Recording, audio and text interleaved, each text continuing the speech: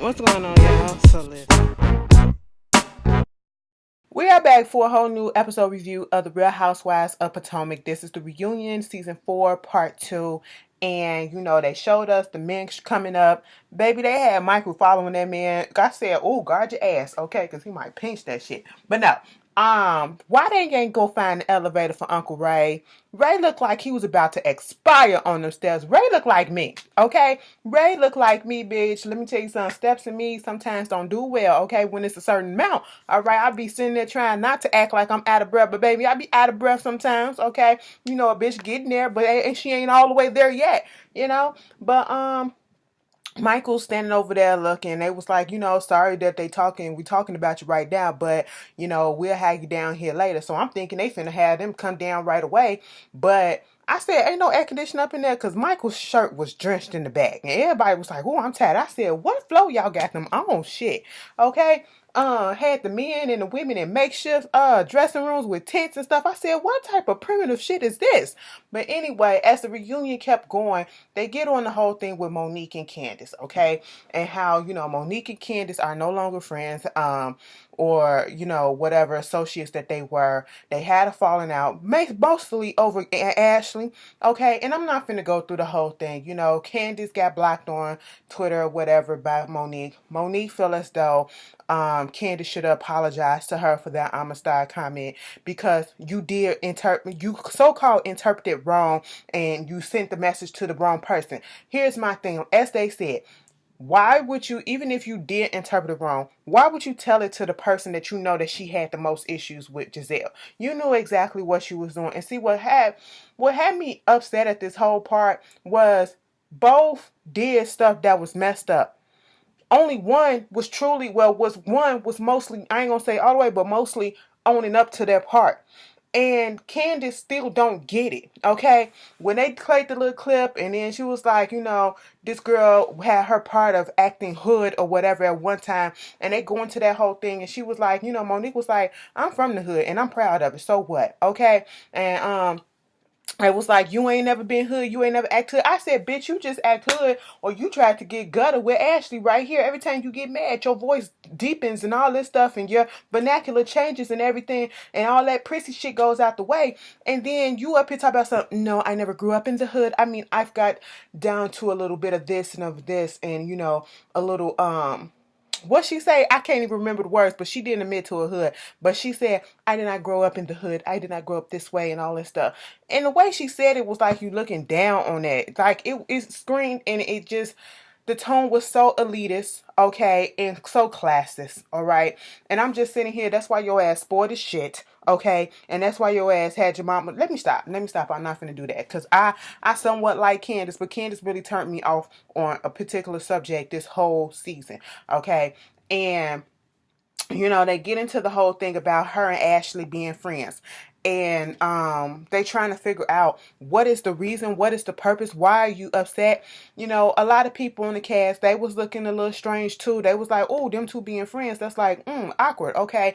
But they didn't delve into it the way that Candice did. All right, just because you're cool with somebody and they're cool with somebody that did something wrong to them, just like Monique said, she the type of person that once I talk to you and we work it out or whatever, it's over, it's done, it's in the past. I'm gonna try to move forward with you, see if we can move forward, and if we can't, we can't. If we can, we can. At the end of the day, would it be me trying to do that with somebody who I had this much vitriol with? I don't know. My first initial thing is to say no, okay?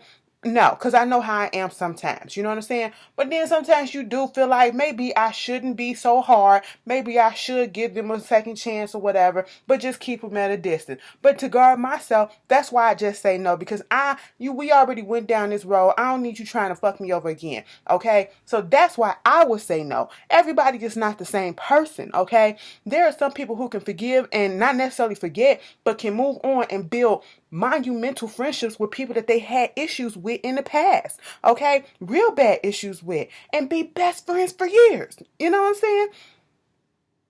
And if this is what's going on with Monique and Ashley, which I doubt, I'm pretty sure they're just being cordial, whatever. What does it matter to you, Candice, that this was a person that got into it with each other, that said so much negative things about each other, especially the alcohol thing? I understand you're trying to process it, but at the end of the day, you're doing way too much. You're putting too much into it because it's her life. It's not your life. If you don't want nothing to do with Ashley, don't have nothing to do with her. But you can't dictate what somebody else is doing. If she want to be cool with her, let her be cool with her, okay? And then you talking about she was bringing you down in front of everybody and all this shit, and that she was like, you was trying to use me to get to Ashley and all this stuff. I'm sitting here like, everybody, how? How? You are delusional, okay? Candice, you are really delusional. You have no point. The point of the matter is you was doing way too much when it came to Ashley and her pregnancy. You was caring way too much for somebody that don't give a shit about the bitch. You was all up in her business. For what? Trying to figure out what? And how did it concern you? It didn't. How did it affect you? It didn't. How did Monique being cool with Ashley, not even friends, but cool with Ashley, there's a difference. How did that affect you? It didn't. It didn't. Okay, that's one. And then when they got to the part about Monique throwing people under the bus and all that stuff, I told y'all already. I don't care. I wasn't cool with Monique, just showing out the text message. I understood why she did it, but at the same time, if you my friend, I'm not gonna put you under the bus like that. And then here go Robyn and them. But you threw everybody else under the bus too. You said, this did it, this did it, this did it. And Monique was like, okay, and y'all did do it. Y'all was saying this. And at the end of the day, the people that she called out, mainly Gizelle and Robyn, she ain't cool with y'all like that. Y'all just got, girl, what? It is what it is. Like I said, if you didn't see the previews from the reviews from that, I really wasn't here for that part of Monique. Monique, girl, I wasn't here for you doing that, because regardless, I would have been like, no, I didn't say that shit, and it just wasn't me. It wasn't me. Okay, trust and believe it wasn't me. I wouldn't have to pull out and put to prove a point, to prove my so-called innocence. I would. No, it just wouldn't be me. I was just sitting there like, and they finna get ready to fight on the stage. Karen had to get up. Well, drag me, bitch. Well, drag me. I said, oh, but we ain't hood, huh? We ain't hood, right? Y'all ready to fight at any minute. Candice, did you get into a lot of fights when you was a kid? Because that's how you act. I would have, ooh, girl. So then we get on Robyn and Juan. So, Robyn, she sold the house. She made a $30,000 commission off of it. It was supposed to be 60, but she had to do what she had to do. Then they get on this whole thing with Juan. Okay, how the kids found out on Google about them being divorced and how she had to explain that. What's their relationship at this point? They're somewhat together, I guess. Are you guys monogamous? When Andy asked that question, Robyn slowed up like, I mean, well, I am. I said, strike right there. There's a strike right there. And then, asking, talking about the tattoo. She didn't want it to be big or whatever. Who cares? Andy asking, was they gonna get married? Do you think y'all gonna get married? What's the timeline? She was like, well, he gotta ask me first. He was like, well, what do you think he might ask you when? I said never. He's not going to ask, all right, at this point. If you got to think about it, you got to predict. No, he's not about to ask. Stop playing, Andy. And then she was like, maybe about next year. I said no. Andy was looking like, okay, if that's what you want us to believe, I did ask you the question, and that's the answer that you gave us, so we're going to move on, and we're going to wait till next year. They asked about the open house, and even a viewer who said they are in real estate and they are a realtor said what Gizelle did was really messed up. And Gizelle said that, she apologized profusely for it. And Robyn was like, but you got to understand, what does it take to get you to that point that you mad or whatever, and that, somebody probably messed up your stuff and all that stuff. You got to put that in your perspective or whatever when you come to other people's stuff. But at the end of the day, she did apologize and she will never do it again, so I'm not trying to throw her under the bus. I'm sitting here like, damn, you forgiving as fuck real quick, Robyn. You just, she would never do it again. You sure? You sure? Then come next season, some shit gonna go down for real, and then you gonna be like, but I thought that she said that she would never do it again. But you know, they up there talking about some you know, Gizelle is so much nicer when she got dick in her life. It's a whole bunch of y'all that's like that too. Okay, so don't look at her funny. I can't even make a joke about that because some of y'all like that too, baby. I mean, from what I heard, it do something to some of y'all. Just like puss do it to me. Girl, listen, we not finna go there. We not finna go there. I don't want to tell your business. I ain't finna tell math. Bye bye. And so they get into the whole relationship between the frenemy relationship between Karen and Gizelle. Baby, they took it all. The producers on this show and the editors on this show, y'all messy as hell. Y'all did not have to go all the way back to their season 1 hair, okay? I mean, mushroom caps, lace front slipping off, shit looking like polyester yaki. I said, what is this? What is this? But I was like, damn, I forgot all about that. They didn't came up. Listen, them girls done came a long way in 4 years, okay? Because usually some of them still be trying by year 4, but they done came a long way. They didn't came a long way with the hair. Some of them still ain't got it all the way right, but they getting there, okay? But you know, just talking about how basically they get into it, then they make up to get into it again to make up. Andy's like, it seems as if y'all love getting into it. Karen like, I don't like fighting. And they was just going back and forth about who start the stuff, who don't start the stuff. Most people say it's Gizelle that start the stuff, which is true. And I ain't saying that Karen don't start nothing, but mostly it do be Gizelle from what we've seen.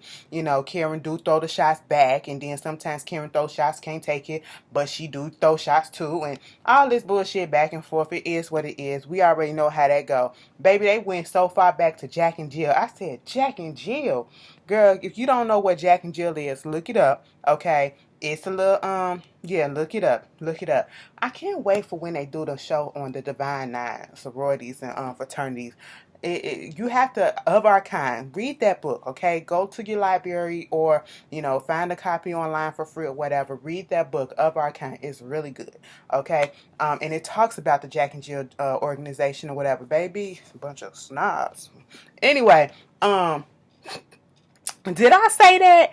Yes, I did. Talk about some cookie stuff, and she ain't never get over the fact that she lost the cookie thing, and no, you cheated, you this. But I will say that was a nice, I would rather take that type of banter between them two instead of it being malicious or whatever. It was fun banter. That's what it was. They get into Monique and how, you know, she's been a little bit subdued this season because of the pregnancy. She's not that much drama. The biggest thing that she got into was that whole shouting match with Candice, talking about some, I'll drag you, pregnant or not, and all that stuff. And then the whole thing with Robyn and not Gizelle and her when she came in. They even asked, she asked Gizelle, you know, do you think you owe me an apology? Because even though you had an issue, you came in, so your tone, you was aggressive and all this stuff. And, you know, at the end of the day, Gizelle finally said, maybe I shouldn't have came in on 10. I should have came in at a 1 point something. And, you know, Monique took that. It was like, do you see y'all ever being friends or whatever? And it was like, we're cool. We're cordial. It is what it is. And that's the thing that I can't stand about these reality shows, that people expect because you work on the show that everybody's supposed to be friends, especially like with the Housewives. That's not reality, okay? Oh, we going somewhere and you got to invite the person that you don't fuck with on the trip too. No, if I don't fuck with you, you're not getting an invite. If we're not cool, we're not cool, and you're not gonna force me to be cool and make up with somebody that I'm adamant on not being cool with. I'm not gonna do it for no check or whatever signed contract. No, it's not gonna happen. So that's why I always say, I don't think reality TV for me, because baby, I would have been your character gotta go. Okay, Ian. Just pay me for my time and I'm out. Okay? I'm gonna be too real for you motherfuckers. Give y'all a real show, you know? But at the end of the day, it was cool. You know, Monique's wrong show. Wrong show. Okay, Monique. Okay, she said, you know, with the pregnancy, she had to keep it stress free or whatever because, you know, she almost lost the baby 8 weeks in, and that was a real hard time. And then they talked about Miss Shirley. You know, I don't drink alcohol. The only drink I drink is Jesus. You know, basically trying to insinuate. They said, was she insinuating that Ashley was an alcoholic? I didn't get that. You know, old people always say stuff like that. So that's what I got from it. You know, not her trying to insinuate the girl is an alcoholic, but, you know, if it is, that's what she was trying to insinuate. That's old people for you.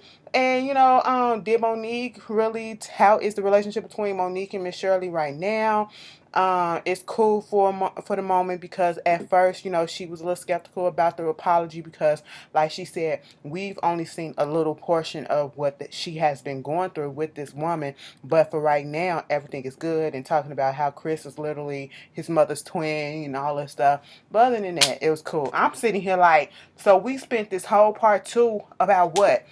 Fluff. Okay, can we get to what we want to get to? Bring Michael ass out. Y'all could have did this in the first episode, the first part, and left it at that, and we ain't need to discuss nothing else, because that was the meet and grit of the goddamn show. Okay, we don't care about nothing else.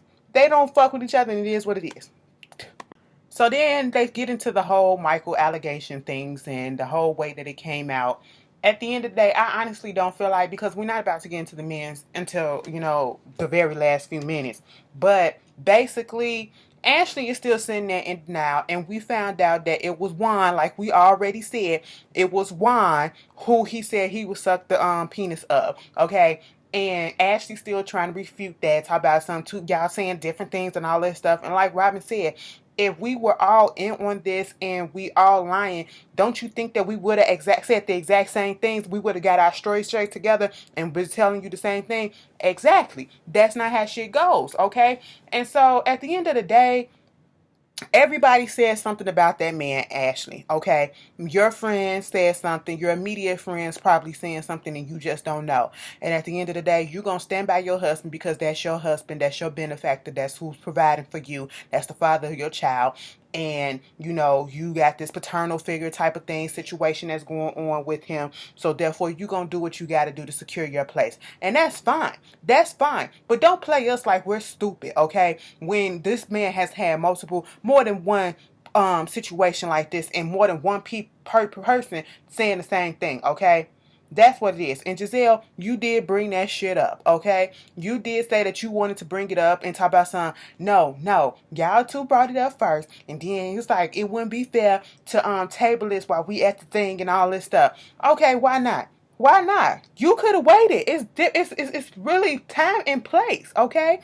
And the way that you was reveling in it, Karen was reveling in it, everybody was reveling in it. The only one, there was a couple people that was probably not trying to participate because they didn't understand what was going on, and that was Monique and Chris. And even Chris knew what was going on, but he wasn't reveling in it. So like, what are y'all talking about? Okay, at the end of the day, that man probably did that shit. Okay, and Ashley is still in denial. And you're talking about, oh, you thought it was a revenge from Robyn. Robyn, like, girl, ain't nobody trying to get no revenge on you. So by saying your man is gay or pinching asses and shit like that, that ain't what it is, okay? Like, girl, no. And then Gizelle did tell you to your face that she thought that he did it. I will agree with her on that. She did say that. We all did. Girl, come on up out of it. So basically what we got at the end of the episode, this reunion part 2, is the fact that Ashley is still going, like I said earlier, she's going to be on the defense. She's going to be defending her husband. They was just basically saying, they feel as though, first of all, Karen got that for Gizelle, okay? Every time Gizelle said something, she was like, maybe I shouldn't have made a joke. I was just trying to make it funny because I didn't know what to say or whatever. I asked you, what would I supposed to say in public when people asking me about it and all this stuff, and was like, maybe I shouldn't have made as many jokes too. And then here go Karen. Well, that's Gizelle. That's what she does. And we already know that. She showed her face and all this stuff. I said, damn, Karen, calm down. Let her get it out, okay? For once, I was just like, damn, Karen, just sit back, okay? This ain't the time. This ain't the place. But, at that point, Ashley is still in her denial phase and basically gonna... It is what it is for her. And they was just and Gizelle was in agreement with Karen when Karen was saying that during the season when they had their little meet up at the Cayman Islands and saying that Michael should apologize to you publicly while he was on Fox 5. He never apologized to you publicly for humiliating you. Ashley don't feel like he humiliated her. Baby, like Karen, Gizelle said, 9 out of 10 is probably when your name is Google, that's what's gonna pop up. Okay? Don't nobody know nothing else besides you being on Real Housewives. You just had a baby and your husband was accused of squeezing the ass, okay? A producer's ass. And that's what's going to pop up. And you're so in denial about it. I think she's not trying to give these ladies the satisfaction of seeing her rattled by this, even though she's probably already been through it and she knows that they're correct. Okay, in the sense that that man did humiliate you, and you trying to talk about, this man has prominent businesses or whatever. Okay, that's still that he humiliated you by been putting you in this situation, and you just don't understand that. And okay, you can be in denial all you want to, but that's what it is. Moving on from that, Karen said she spoke to the camera dude, and they know his history and know that he's a good man, and she synced the footage or whatever. And then they brought up, go back 3 years ago when Michael squeezed Andrew's Katie ex ass. It was like producers was coming out saying that he did that to other people, did that to them. And it was like, what's the point of them lying and putting their names out there and stuff like that? And everybody heard about it. And I was like, see, if everybody is saying the exact same thing and they did not link up to be like, hey girl, we gonna get this story, we gonna try to do this, we trying to get her out of here, whatever. Everybody can't be lying. Your man got a problem, and you need to come to the light with it, okay? But that's Real Housewives. Next week we'll see the men finally come out, and yeah, I'm tired of it. Y'all, I'll see y'all later. Peace.